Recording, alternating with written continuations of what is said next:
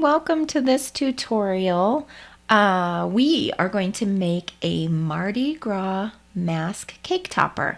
So what we're going to use, this is actually kind of a paper mache type mask that you would buy at a party supply store. It's really meant to paint and decorate yourself, but we're going to use it as a form. So what I'm going to do is I'm going to roll out some gum paste. I'm using the Satin Ice brand gum paste. So we're going to roll out a piece of gum paste and place it over that mask and use it as a form so that when the gum paste dries, it's going to be in that shape. So we're going to need some cornstarch. Also, I've got a variety of different shapes and sizes of pen blades, and then just a straight razor blade. I wasn't really sure which I wanted to use for this project, so I just got them all out. We're going to use some sandpaper. This has never been used on anything other than gum paste, so it's clean. This is a mold, food safe silicone mold. The green one is from Marvelous Molds. The blue one, I do not remember where I got it. I've had it forever. But we're also going to finish it off with these edible peacock feathers that I made in last week's tutorial. These are edible images printed on Icing Images smart sheets. So check that tutorial out if you missed that. So the first step is just going to be to take our gum paste, and I need a pretty decent chunk of gum paste because we need to roll it out big enough that it's going to cover, actually more than cover, that party mask that we're using as the form. So my gum paste is kind of cold, so I peel off some chunks and warm it in my hand and roll it so that I could work with it nicely. I want to get all the wrinkles out of it because I want it to roll very smooth. So it took me just a little bit to kind of get it ready, but I dust my surface with some cornstarch. Then I'm going to get my small roller and just going to roll that out. I'm rolling it somewhat thick, but again, I do need it to be bigger than that mask because I need to drape it over that mask and be able to cut away the excess. So we're not quite there, we're close, but I'm going to go ahead and just roll it a little bit more, and it's going to be a little on the thick side. Gum paste, if you don't know, it dries very hard, almost like porcelain, which is why I'm using gum paste for this project instead of fondant. I think you might be able to use fondant, but I just think you're going to get better results with gum paste. If you're familiar with pastillage, you could use that. I have never worked with pastillage. I just always use gum paste, but this is step one. So I've rolled it bigger than the mask, and now I'm just draping it over there, making sure it'll fit, and then I want to put a very generous amount of cornstarch onto that paper mask. I do not want this gum paste to stick to the mask when it's dried, because if you have to pry it off, you do not want to crack or break your gum paste, because then you have to start over and that's no fun. So I'm just using my hands to kind of feel around the edges, feel where the eye openings are, and then I'm just going to take one of my pen blades and just start cutting away the excess. And as you'll see, I'm just kind of doing an up and down motion to cut away that excess. I'm not getting a super clean cut, and I don't know if maybe my pen blade isn't as sharp as it used to be, but I dipped my finger in cornstarch just to kind of smooth it a little bit to get a better cut. It doesn't have to be absolutely perfect, because after it's dry, we're going to use that sandpaper to kind of smooth away some of the rough edges, but the more work you do at this stage to make it smooth, it just saves you time later. And also, as I mentioned, you don't want to break the gum paste once it's dried, because if you crack it, you kind of just have to start over. So if you work with it now while it's pliable, you might save yourself a headache later. But again, don't worry about it being too perfect. And we're also going to be covering it with embellishments too. And then I opted to go ahead and use that straight razor blade to cut away the excess around the edges. And I just went in a kind of a downward chopping motion with that blade. I sped up the film a little bit because it is a little bit of a tedious process, and this tutorial is long enough as it is, but just cutting away all that excess. And then once I've got it all cut away and trimmed to my liking, I'm just going to go back to kind of smoothing with my fingers, getting as much as I can. I might want to clean up some edges. So yeah, just kind of doing that. And then one final pass over to kind of get the edges smoothed out. And, I just want it to have that general shape of the form that we're using. So, yeah, I think it's time for some new pen blades. They weren't as sharp as I wanted, but we use what we have and we do the best we can. So that's pretty much step one. This is going to have to dry overnight. You might be able to get away with drying it for a few hours, but really I encourage you to do it overnight because you want it to be nice and firm, because when you go to sand it and add embellishments, you do not want it to be, not dry. So this is the one. Now this one's actually been drying for a few days. I think overnight's fine, but I did it a few days ago just because of my schedule. So now we're going to take that sandpaper and just smooth out some of the rough edges. Again, this is sandpaper I have not used on anything else. And this one is a higher grit sandpaper. So it's softer.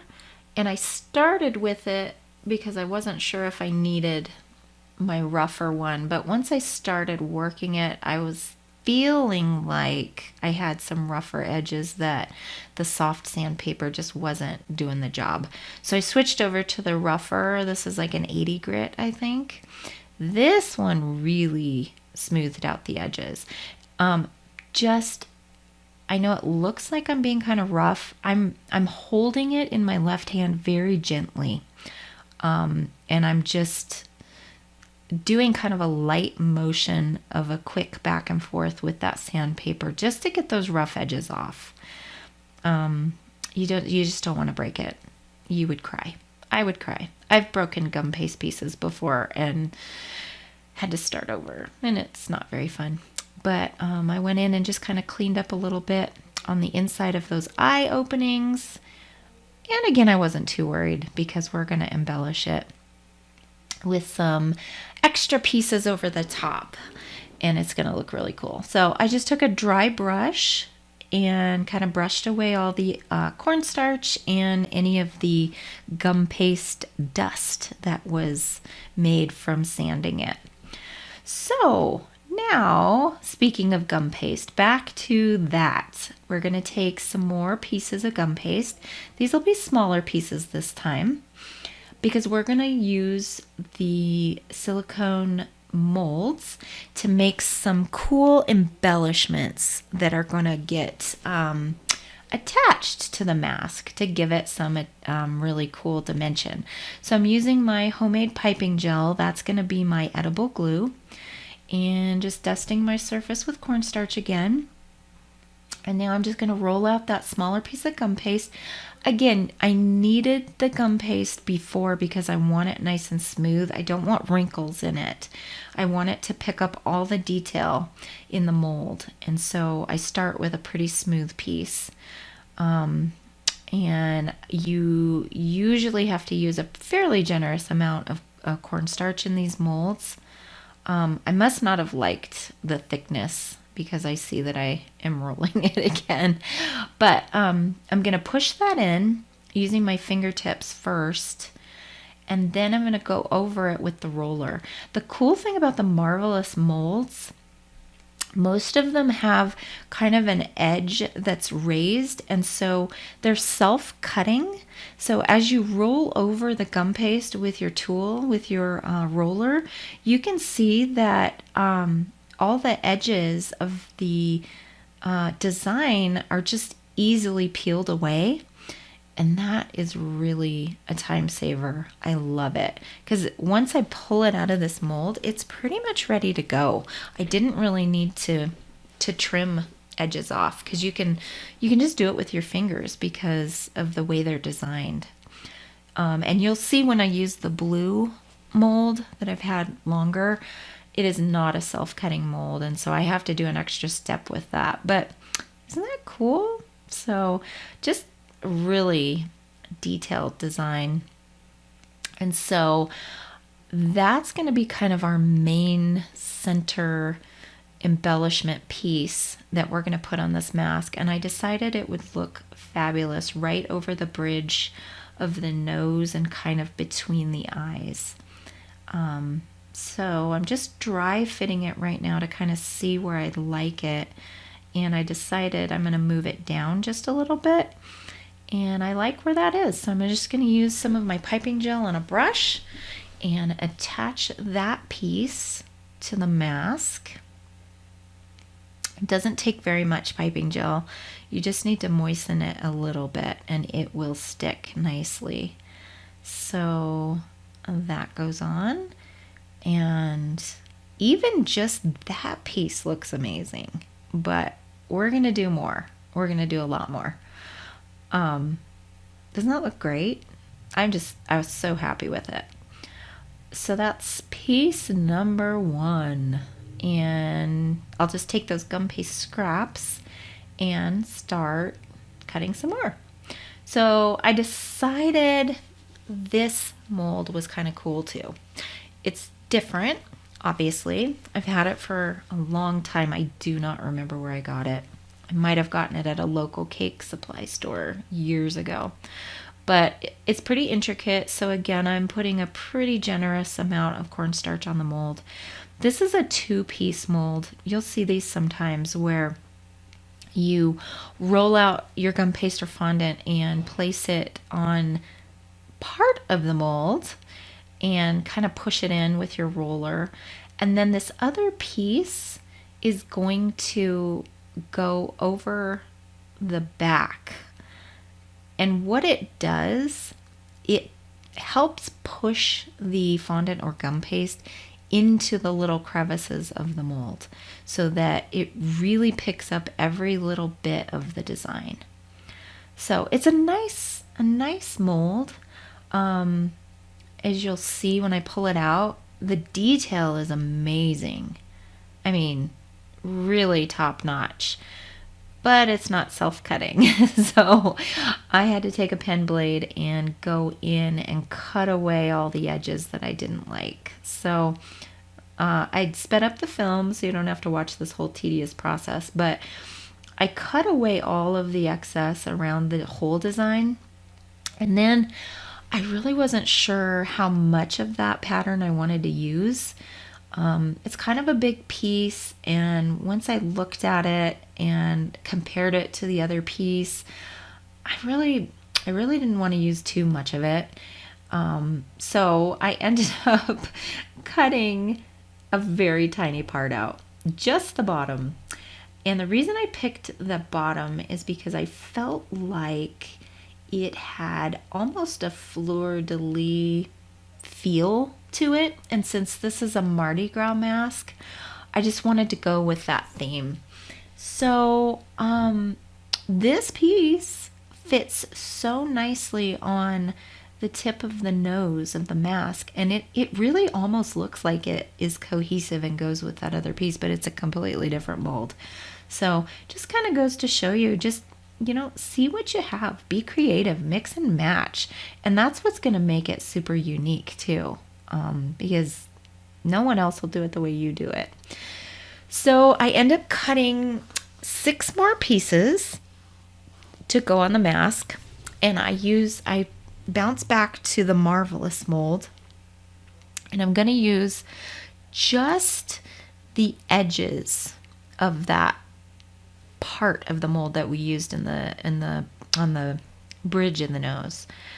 And so I'm just looking for a few extra pieces that will be cohesive with the design, but they're a little different shape, just to finish it off. So again, I'm just pushing the gum paste with my fingers first into the part that I'm going to use, and then I'll finish off with the roller and then pull it out of the mold. And I end up having to cut off just a little bit because, again, I'm just using, I just want part of that design. I don't want the whole thing.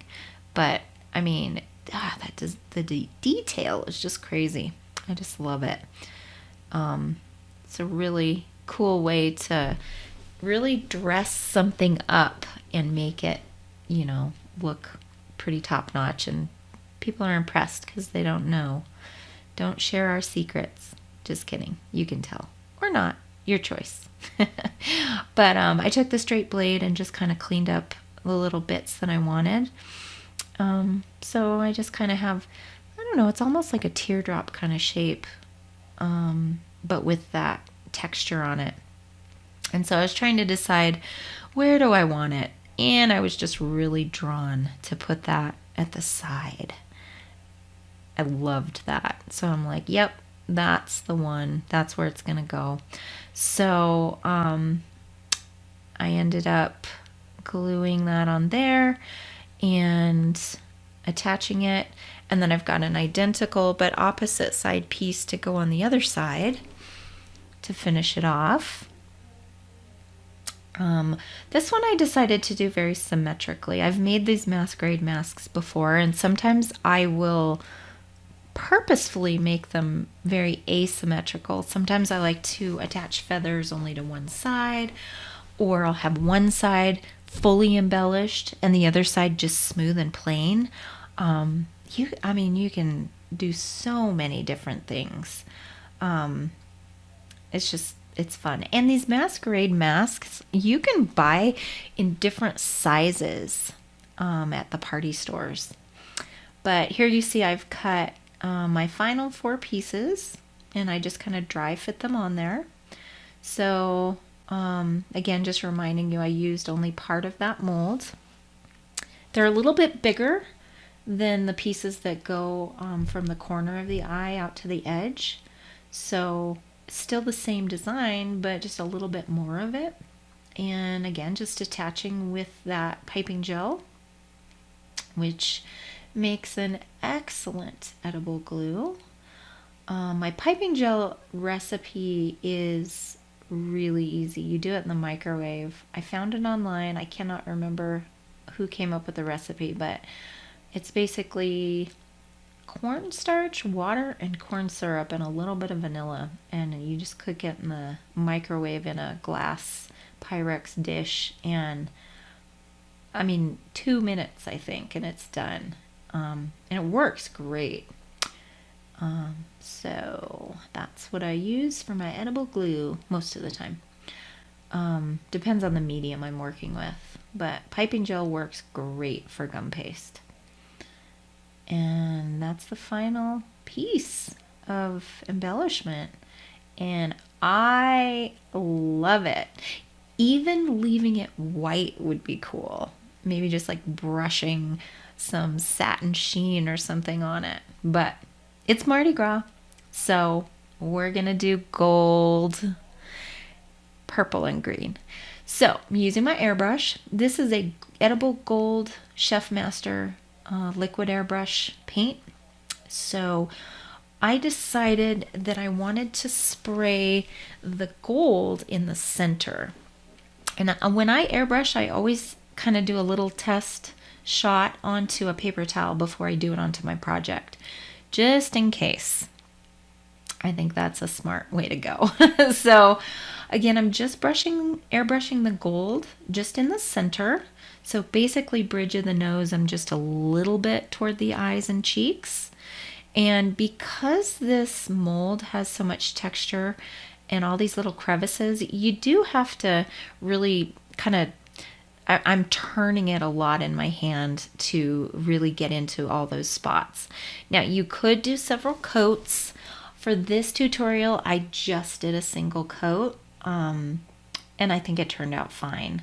But if I were, doing this on like a wedding cake or something where I was really, really wanting to make sure every single detail was covered, I would do multiple coats. But sprayed it with the gold. And then the next step I'm going to do, I just have a violet, so a nice purple airbrush color. So that's going to go on one side of the mask. And I'm going to do the same process where I just hold it and I gently spray over the area that I want to be purple. Now I'm going to overlap just ever so slightly into the gold area. I don't want a sharp line. I want a blended look. So, and again, same issue. You just have to keep turning it to get the airbrush color into all of the crevices. And so you can see just a very minor overlap with the purple and the gold. And just a quick note, I did not airbrush the back side of this mask. Now we're going to switch over to the green. If this was going to go on the top of a cake and people would see the back of the mask, I would absolutely airbrush the back of the mask. I'd probably shoot it with just a single color, maybe a gold, or, depending on your color scheme. But for this tutorial, I just did the front. But that was just a quick side note that I thought of. So now I've got that green on there. Doesn't that just look so cool? So I could have left it at that, but it's Mardi Gras. It's a big party. So why not add a little extra? So this is a pearl sheen airbrush color from Americolor. And I decided to just shoot a really light coat of the pearl sheen over the whole thing.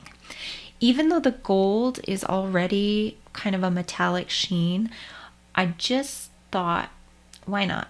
We'll just give it a little extra zazz. So that's the final step in the airbrushing, is to just shoot it with a little bit of that sheen. This is optional. You don't have to. I just wanted to do it because I thought it would be really cool. And, especially the way the light hits it, just really makes it pop. So it's a little optional step, but I think, subtle, but makes a big impact. So that's pretty much it for the color. And now the final step is to go ahead and add those edible feathers from the last tutorial. So I decided that I would mount these right above the bridge of the nose in the center. So I thought that would be cool. So the mask is going to get set aside to dry for a bit. And now the feathers. So the first step is to just attach the feathers to each other. And these again are smart sheets. It's edible image printed on a smart sheet, and then I've snipped it and dusted it with some extra color powder, but I'm using some candy melts just to glue the feathers to themselves. So I've got some candy melts melted in my little chocolate melter, and this is just kind of to make them stick to each other. I'm not worried. I'm not going to use candy melts to attach them to the mask itself. I don't feel like that would hold very nicely. I could have maybe used piping gel for this step, but when I work with wafer paper, I will often use candy melts to glue it to itself or to a cake. I'm not super experienced with smart sheets. I just started working with them. So this was just kind of a test. I wasn't really sure. But again, I just needed them to kind of stick to each other. And it seemed to work okay. I might do something different in the future, but it seemed to work all right. Now, as I mentioned, I am not going to use candy melts to glue it to the mask. We're going to go back to our trusty gum paste. So the gum paste, I'm just going to roll out a small piece. Gum paste is super sticky when you coat it with piping gel. So you noticed we already used piping gel to attach those pieces to dry gum paste. So we're going to do the same concept, except what we're going to do is we're going to cut a little circle of gum paste, and I end up stretching it a little bit to make it almost more like an oval shape, because I need it to kind of sandwich between the feathers and the mask. So I stretch it out a little bit, and then I'm going to coat it pretty generously with piping gel. And then those feathers are going to sit on top of that. So they're going to stick there. And then those exposed pieces of gum paste that you see that I've coated with piping gel, that is going to stick right onto the back of the mask. Now, I did not let this mask dry very long. So I'm being super careful not to touch the front of it.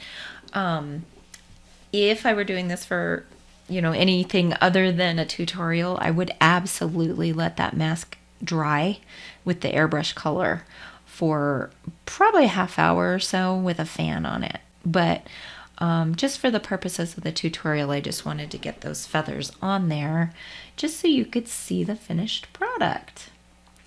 So that's pretty much it. And when you're done, this is what it looks like. So have fun making your Mardi Gras mask.